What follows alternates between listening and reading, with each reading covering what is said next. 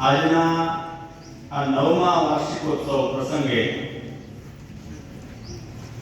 જે નઈ તાલીમના રંગે રંગાલેલા છે, આખા ગુજરાત કે દેશમાં આપણે નઈ તાલીમ વિચારનો જે ખૂબ પ્રચાર કરે છે એવા આજ આપણા મહેમાન પધાર્યા છે આદરણીય પીએસ જોશી સાહેબ. 9મો વાર્ષિક ઉત્સવનો અહેવાલ વાંચતા હર્ષની લાગુ.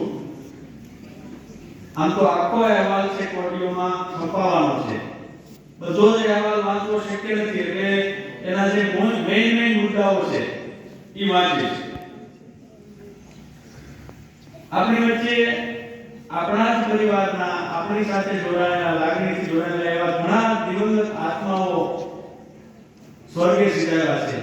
એમના આત્માને એનો નામોલ્લેખ કરીશ અને એમના માટે આપણે શ્રદ્ધાંજલિ પાઠવું.